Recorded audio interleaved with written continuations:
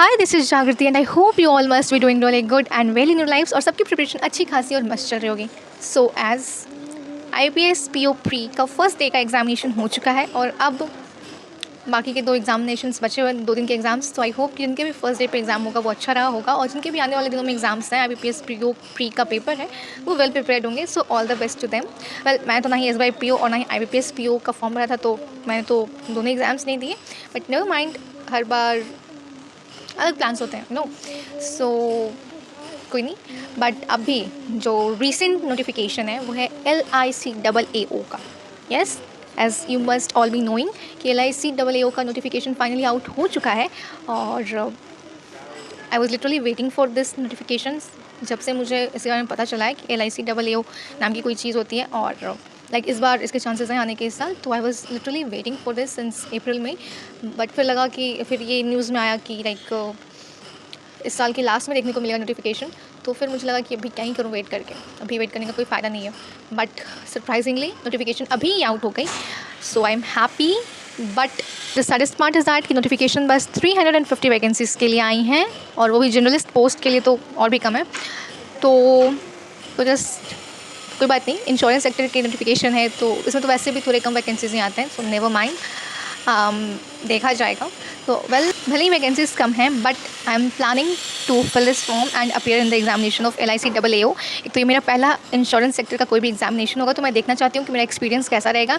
और बाकी बात रही वैकेंसीज़ की तो नेवर माइंड, वो बाद में देखा जाएगा, बट मैं फॉर्म फिल करूँगी। तो बेसिकली मैंने थोड़ी बहुत प्रिपरेशन शुरू कर दी है, मॉक टेस्ट वगैरह देखे हैं और इसकी कुछ प्रिपरेशन स्ट्रैटेजी वीडियोज़ देखी हैं।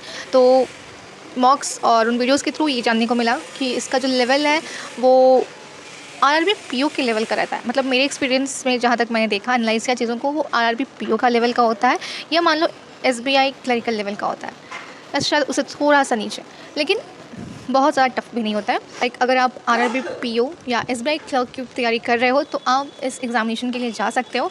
और क्वेश्चन सही होते हैं, मैंने मॉक्स दिए हैं तो क्वेश्चन अच्छे होते हैं। इसमें प्लस पॉइंट ये है कि इसमें कोई निगेटिव मार्किंग नहीं होती, but the only thing is कि इसमें जो है वो इंग्लिश के मार्क्स ऐड नहीं होते हैं, वो बस क्वालिफाइंग नेचर का होता है। और जो भी कट ऑफ होता है वो मैथ्स और रीजनिंग में से ही ज़्यादा नहीं कि 70 मार्क्स में से आपका कट ऑफ डिसाइड होता है। और लास्ट अगर 2-3 सालों की कट ऑफ की बात करें तो वो 55 से 60 के बीच में कट ऑफ फॉल होता है, या फिर मे बी 50 के अब भी इसका प्री का कट ऑफ रहता है। प्रॉब्लम मेरे लिए बस ये हो रही है कि इंग्लिश के मार्क्स ऐड नहीं हो रहे हैं।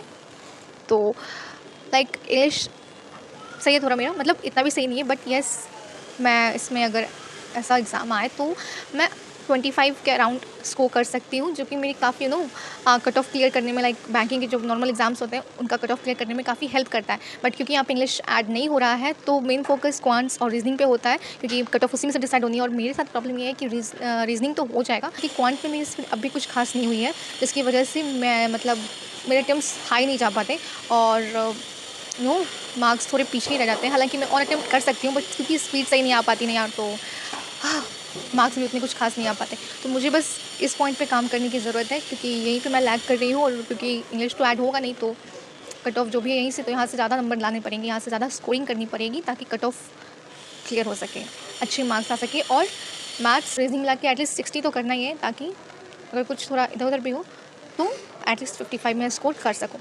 सो वेल लेट्स सी क्या होता है, क्योंकि मैंने SBI PO और IPS भी तो दिया नहीं, तो मेरा ये है कि मैं LICAAO दूँ। हालांकि अभी टाइम है फॉर्म फिल करने में, तो पहले तो मैं मॉक टेस्ट वगैरह देख रही हूँ और अपनी प्रिपरेशन देख रही हूँ। मुझे लगा कि हाँ मेरे से प्री क्लियर हो जाएगा ना, तो I will definitely fill this form. बाकी मेंस का बाद में देखेंगे, लेकिन अभी मेरी प्रिपरेशन हो रही है और मैं थोड़ी अपनी स्पीड पे मैथ्स के काम करती हूँ, बाकी रीजनिंग सही है। तो मैं फील हाँ सब सही है, तो I will definitely fill this form. और जहाँ तक बात है IPS क्लर्क और SBI क्लर्क की, तो यार SBI क्लर्क के मेंस में मैं 2 बार बैठ चुकी हूँ और दोनों बार मेरी बहुत ज़्यादा होप्स रही है कि सिलेक्शन हो जाना है मेरा, बट नहीं हुआ है। इस बार तो वैकेंसीज लास्ट 2 साल से भी कम आई हैं, तो प्रिपरेशन तो है मेरी, बट तो नहीं को लग रहा है कि ना दूँ, पर अभी उसमें भी टाइम है थोड़ा, तो देखते हैं कि क्या होता है। मतलब अगर रहा तो I will fill that form, otherwise I will skip SBI clerk this time, क्योंकि वैसे भी बिहार में वैकेंसीज बहुत कम आई हैं और दूसरे स्टेट से जहाँ पे अदर लैंग्वेज है वहाँ से भरने का कोई पॉइंट नहीं है।